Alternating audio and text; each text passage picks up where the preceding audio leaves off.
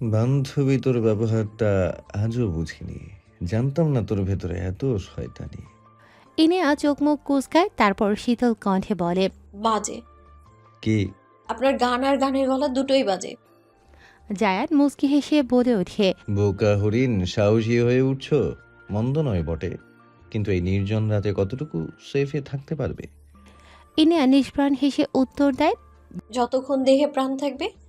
জায়ান ঘাড় নামিয়ে হেসে ওঠে। গাড়ি থেকে নেমে ইনায়ের সামনে এসে দাঁড়ায়। সাদা টি শার্ট, কালো জিন্স। ইনায়ের দিকে তাকিয়ে হাতের বোতলে মুখ লাগায় জায়ান। ইনায়া লক্ষ্য করে জায়ানের কপাল হাতে ব্যান্ডেজ করা। নিশ্চয়ই কালকের মারামারি করতে গিয়ে লাগিয়েছে। এই অসুস্থ শরীর নিয়ে বৃষ্টিতে কেন ভিজছেন? আপনার যে অনেক শক্তি তা বোঝাতে। জায়ান উত্তর দেয় না, নিষ্পলক চোখে তাকিয়ে থাকে ইনায়ের দিকে। ইনায়া দীর্ঘশ্বাস ফেলে গেটের দিকে অগ্রসর হয়। পেছন থেকে হেসে বলে, আজকেও ড্রেস কোড মিল খেয়াল করেছেন হরিণী? ইনায়া দাঁড়ায় কিন্তু পেছন ফিরে না। জায়ান হাসে, বোতল হাতে ঘাড় কাত করে ইনায়াকে দেখতে থাকে। আবারও মেঘের গুরুম গুরুম আওয়াজ আকাশে ভেসে ওঠে। জায়ান এবার হালকা উচ্চস্বরে বলে ওঠে, এই বৃষ্টিটা ঠিক তোমারই মতো, যতক্ষণ না মেঘটাকে আসেই। ইনায়া এবার ঘুরে মুখ কিঞ্চিত বাঁকা করে শান্ত কণ্ঠে শুধালো, রাজনীতি ছেড়ে দিয়ে মুভিতে কাজ করেন, ভালো ফ্যান ফলোয়ার বাড়াতে পারবেন। কপিবাজ একটা। জায়ান ঠোঁট উল্টোয় হতাশ হয়ে বলে যায়, হাজারো বৃষ্টি সিক্ত রোমান্টিক ছেলেদের মনের কথা নিয়ে যদি ডিরেক্টর ছবি বানায়, এতে আমার কি অপরাধ? ইনায়া হেসে ওঠে, নির্মল মুক্ত ঝরানো হাসি তার। বাড়িতে যান, বিপক্ষের কেউ দেখলে কিমা বানাবে। কথাটা বলে ইনায়া গেটের ভিতরে ঢুকে পড়ে। জায়ান গাড়ির সামনে গিয়ে বিড়বিড় করে বলে, এই স্নিগ্ধ বৃষ্টির ধারাতে কাটুক রাত তোমারই মায়াতে। জানতে পারবে কি কোনোদিন হয়েছি প্রণয়ে দগ্ধ এই রাতে, তোমার ওই মায়া ঝরা হাসিতে। ঈশানের ঘরে উকি দিচ্ছে নিধি। দরজাটা হালকা ভিড়ানো ছিল। শূন্য ঘর দেখে পা টিপে রুমে ঢুকে নিধি।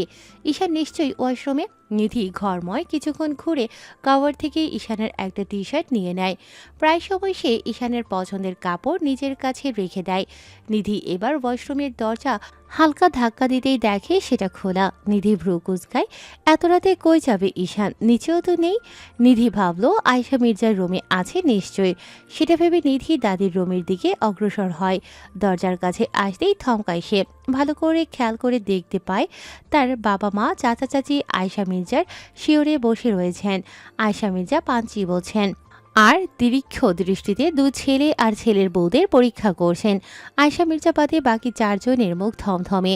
আয়েশা মির্জা এবার সুর টেনে বলে ওঠেন, তা আমার এক কথাই শুনে তোমরা এমন সাইলেন্ট হয়ে আছো কেন? নওয়াজ মির্জা এবার মুখ খুললেন। তিনি শান্ত স্বরে বলে ওঠেন, মা, সাইলেন্ট হবে? আয়েশা মির্জা এবার মুখ কুঁচকালেন। তিনি অত্যন্ত বিরক্তির সহিত বললেন, তোকে এখানে আমার ভুল ধরতে বলি নাই, ডিসিশন নিতে বলেছি। মা, সাইলেন্ট হবে, ছইলেন্ট নয়। মা, ওটা ডিসিশন হবে। আয়েশা মির্জা এবার রক্ত চোখে নওয়াজ মির্জার দিকে তাকায়। চুপ হয়ে যান তিনি। অতঃপর সোহানা এবার গম্ভীর মুখে বলেন, চল, আজকে তোকে আমি নিজে হাতে রেঁধে খাওয়াবো। সময় দিতে পারবি তো? সম্ভব কেন নয় বড় বৌমা, ব্যাপারটা তাদের আমরা আগে থেকেই জানিয়ে দেবো ওদের। নিধি ভ্রু কুঁচকায়। কি বিষয়ে তারা এমন করে কথা বলছেন তা বোধগম্য হচ্ছে না তার। তবুও আড়ি পেতে রইল বাকিটা শুনতে।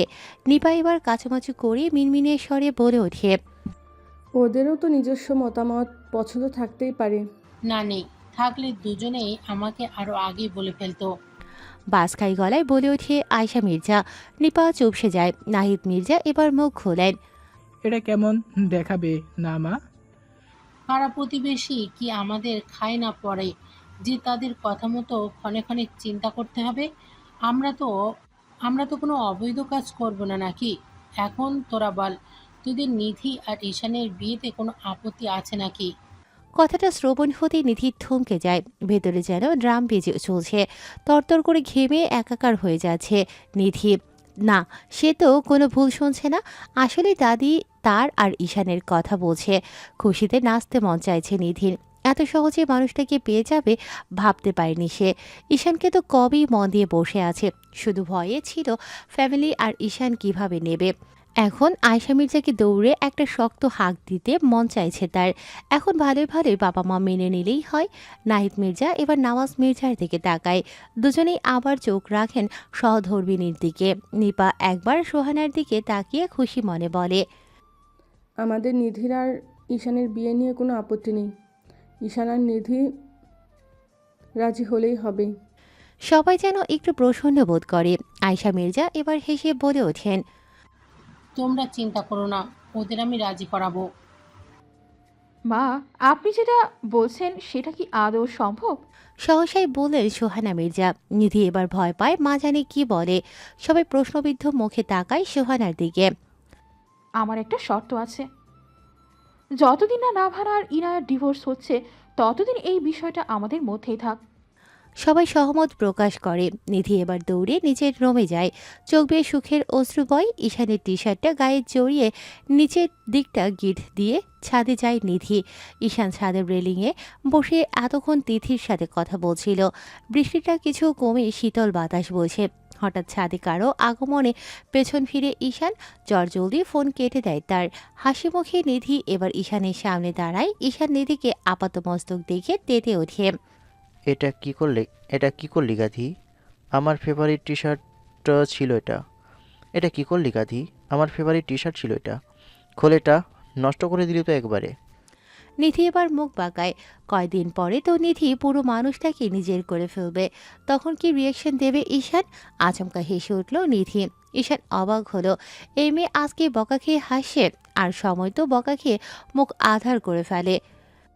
ঠিক আছিস তো গাধি, নাকি তোর উপর কোনো ভূত ভর করেছে? নিধি শান্ত চোখে তাকায় ঈশানের পানে।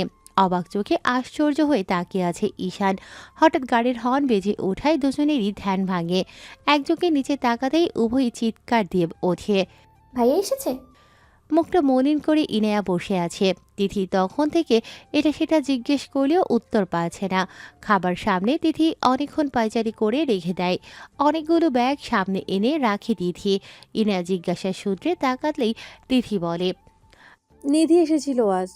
এইগুলো নাকি তোমার জন্য কিনেছে, বলেছে সবগুলো ট্রাই করতে।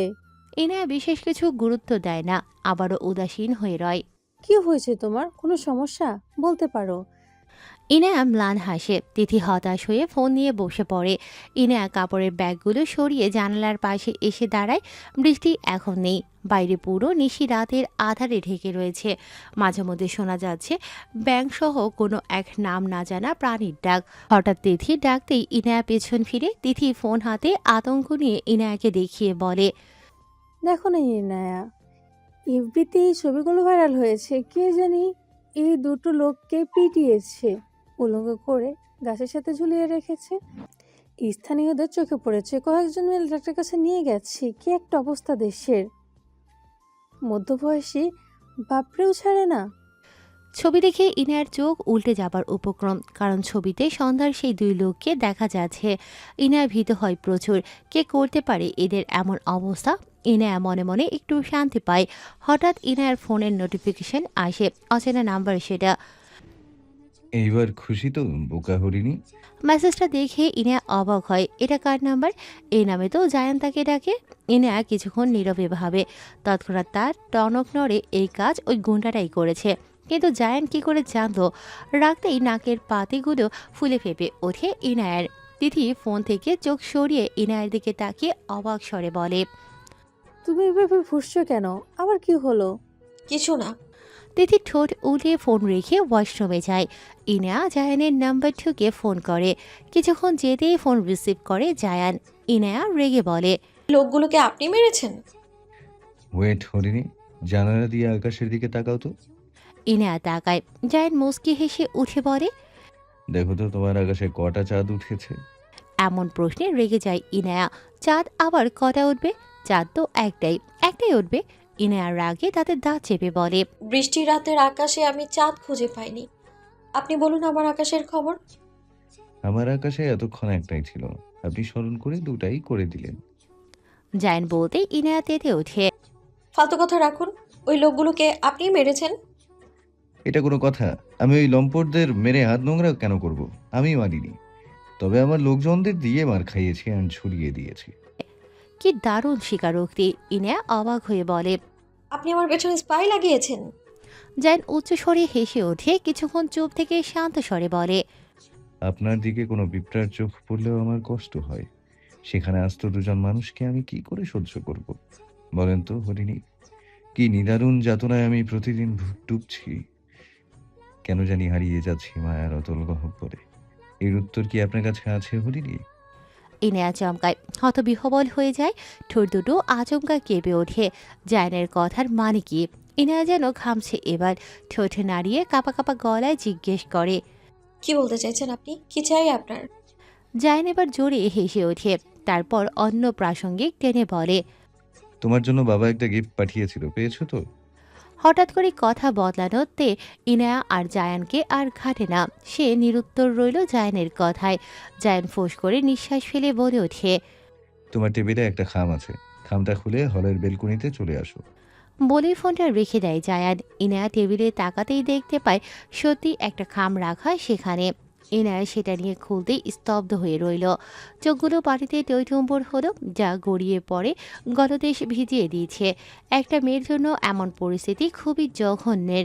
কোনো মেয়ে এমন পরিস্থিতিতে না পড়ুক। তিথি বের হয়ে ইনায়ার কাছে এসে দাঁড়ায়। ইনায়ার হাতে ডিভোর্স লেটার দেখে মুখ মলিন করে। সন্ধ্যাবেলায় জায়ান এটা নিয়ে এসেছিল। তিথি চুপটি করে বিছানায় শুয়ে পড়ে। ইনায়া সান্ত্বনা দেবার মতো কোনো ভাষা নেই তার কাছে। ইনায়া ভাবে, সে কেন সুখী হতে পারল না? তার কি কোনো অধিকার নেই স্বামীর সাথে সুখে থাকার?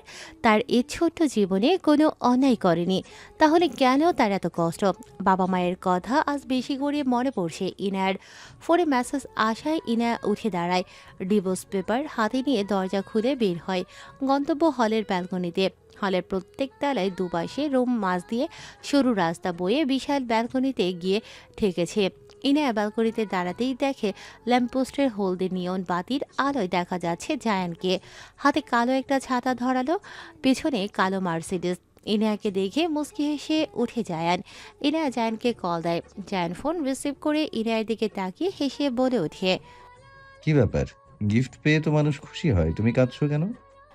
ইনায়া ম্লান হাসে, কম্পিত ধরা কণ্ঠে বলে। এই উপহার নিদারুণ নিষ্ঠুর এক কষ্টের সমাহার।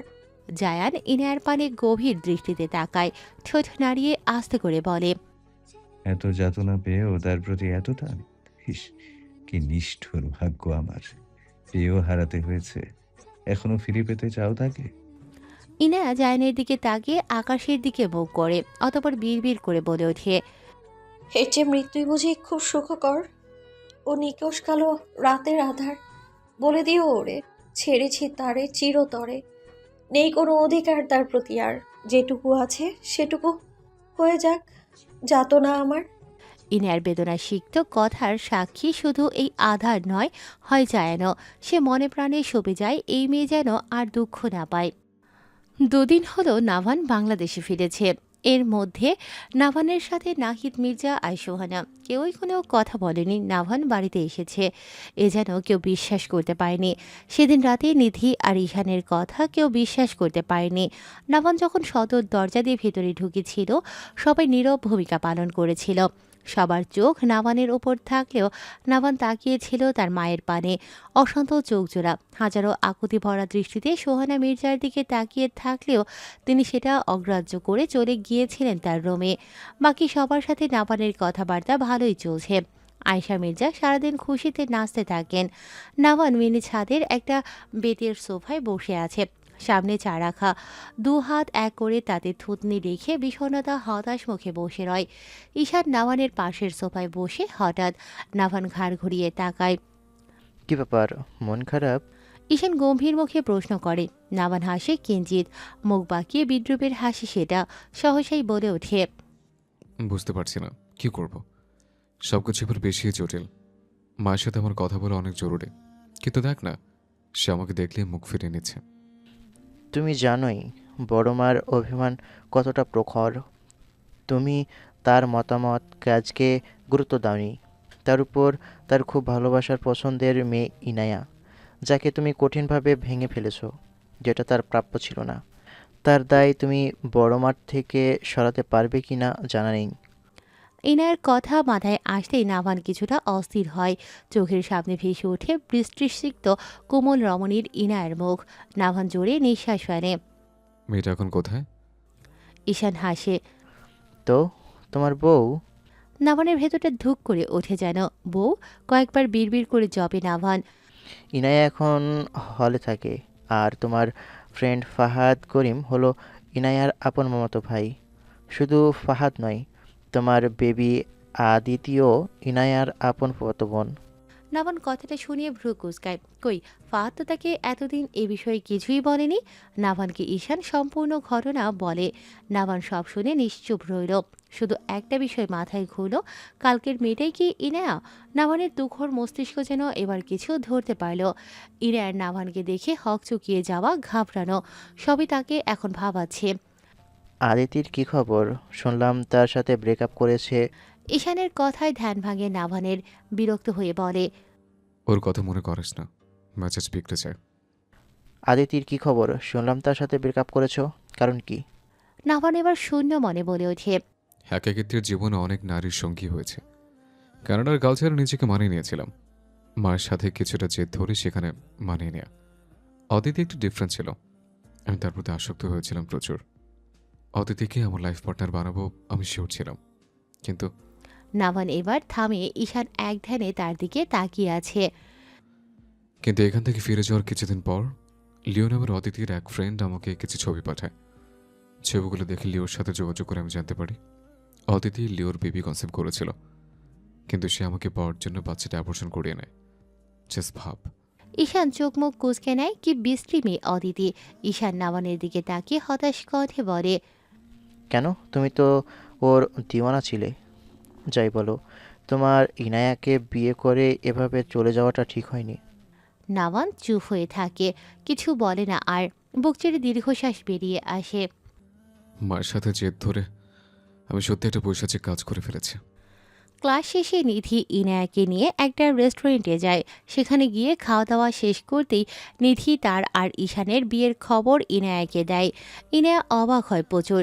ঈশানের সাথে নিধি, কিন্তু নিধির চোখ মুখ দেখে ইনায়া বোঝে এই বিয়েতে নিধি প্রচণ্ড খুশি। কিন্তু ঈশান? ভাইয়ার কি মত নিধি?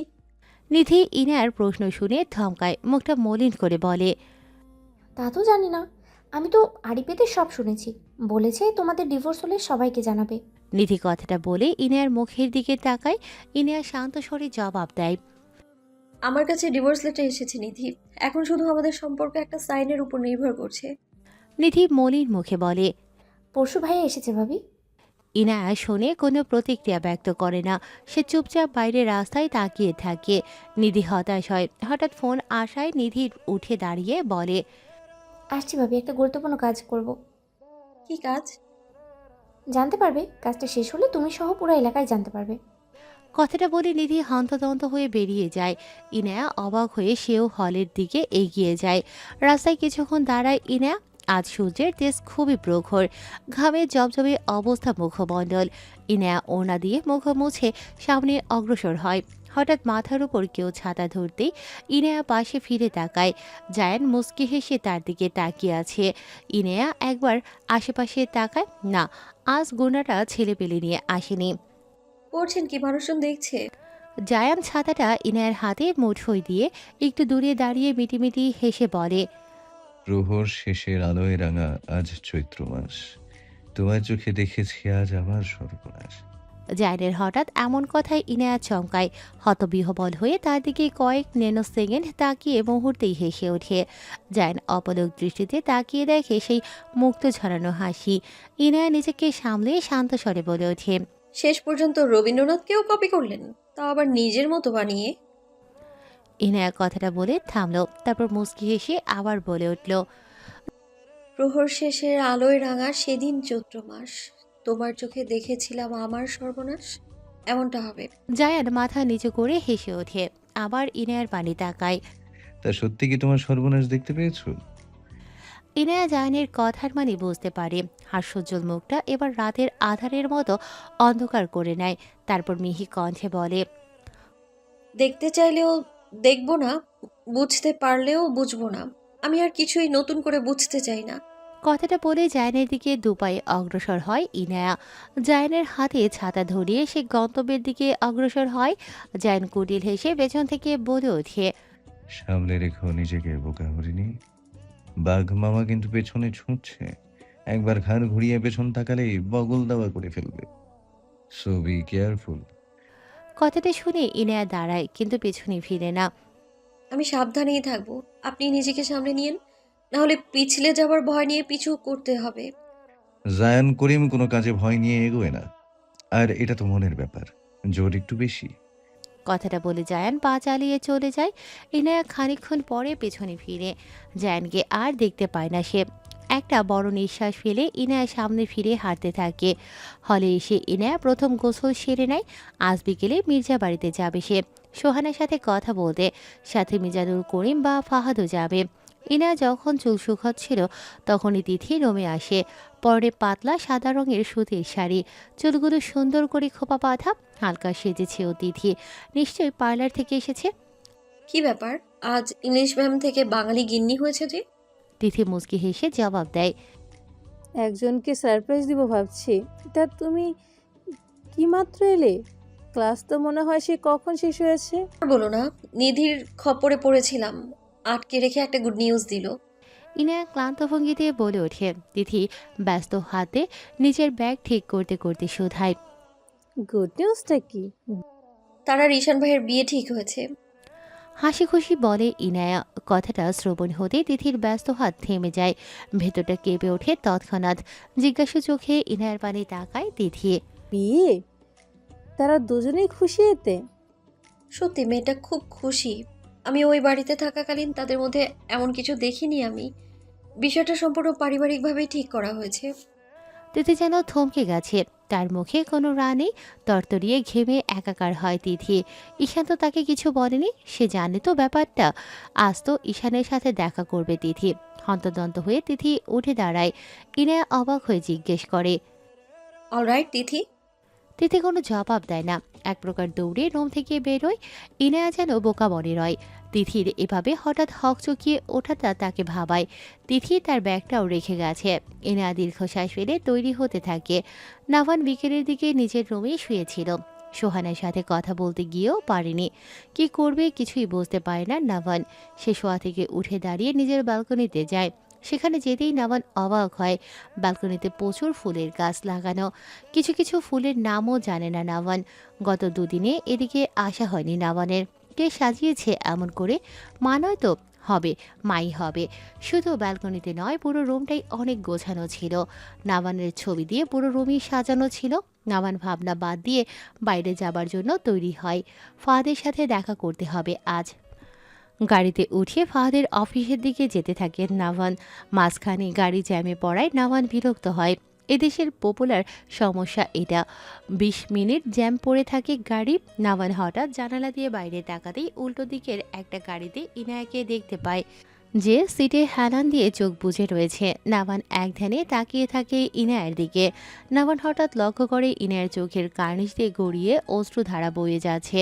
নাভানের ভেতরটা কেন যেন নড়ে ওঠে। সে ভেতর থেকেই চাইতে লাগলো এই মেয়েটা যেন না কাঁদে, যেটা তার দেখতে একটুও ভালো লাগছে না। অনেকক্ষণ বাদেই জ্যাম ছুটে। নাভানের নজর এতক্ষণ ইনায়াতেই নিবদ্ধ ছিল।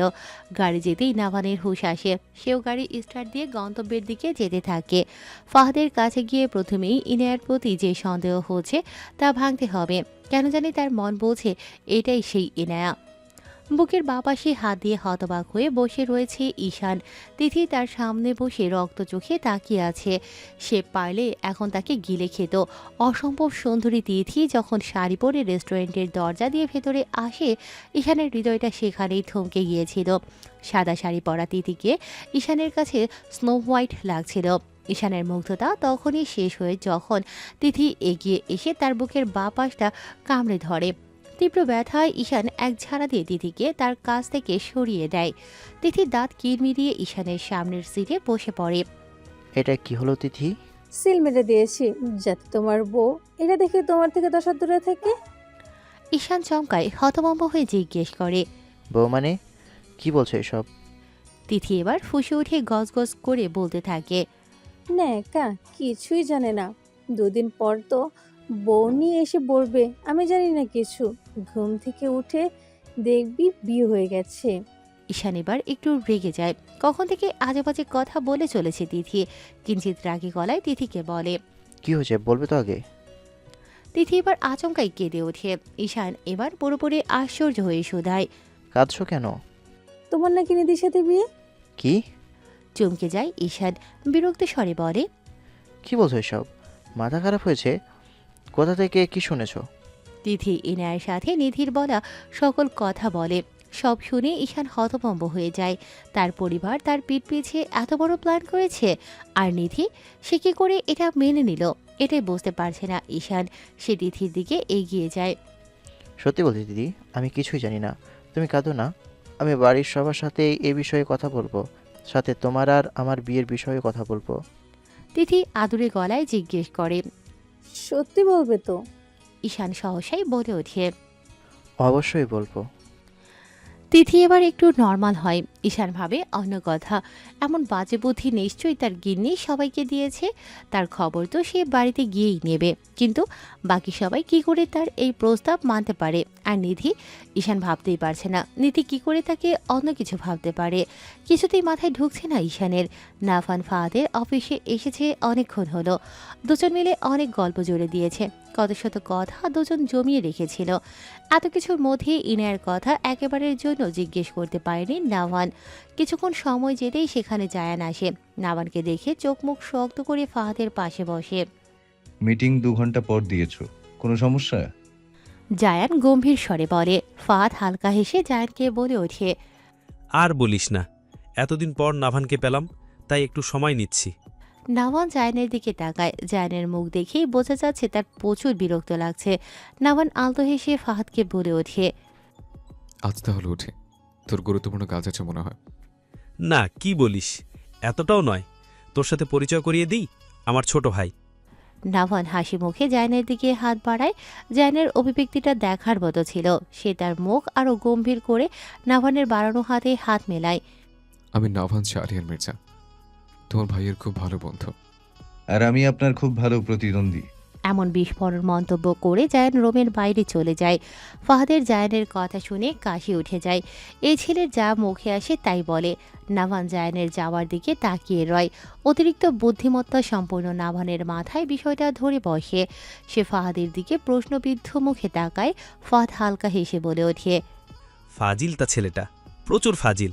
এমন কথাই বলে, তুই কিছু মনে নিস না। নাভান কিছু বলে না। খানিকটা মুখ মলিন করে ফাহাদকে শুধায়। তোকে একটা কথা জিজ্ঞেস করবো ভাবছিলাম। ফাহাদ নাভানের দিকে তাকিয়ে থাকে। নাভান নিজেকে কিছুটা ধাতস্থ করে জিজ্ঞেস করে। ইনায়া কি তোর কাজিন? ফাহাদ কথাটা শুনে চমকায়। ইনার কথা নাভান জিজ্ঞেস করছে? সে কি ভুল শুনছে? মাথা ঠিক আছে তো নাভানের? ভাবছে ফাহাদ। ফুপাতো বোন আমার। ফুপির সাথে আমাদের অনেক বছর ধরেই সম্পর্ক ভালো ছিল না। তাদের মৃত্যু, ইনায়ার সাথে প্রথম দেখায় সব বুঝতে পেরেছিলাম। এমন মিষ্টি মেয়ের সাথে এমন হবে তা মানতে পারিনি। তোর ওপর রাগ হয়েছিল প্রচণ্ড। তারপর ভাবলাম জোর করে কোনোদিন তোরা সুখী হতে পারবি না, এর চেয়ে বিচ্ছেদই ভালো। নাভানকে প্রচুর অস্থির দেখায়। ফাহাদের কথার প্রেক্ষিতে কিছু বলতে পারে না। শুধু জিভ দিয়ে নিচের ঠোঁট ভিজিয়ে মিনমিন কণ্ঠে জিজ্ঞেস করে। তুই কি এনার কোনো ছবি বা অ্যাড্রেস আমাকে দিতে পারবে? ফাহাদ হতবাক হয়ে নাভানের দিকে তাকায়। একের পর এক আশ্চর্য হচ্ছে ফাহাদ। ইনায়ের প্রতি নাভানের এত কিউরিয়াসিটি ফাহাদকে ভাবাচ্ছে।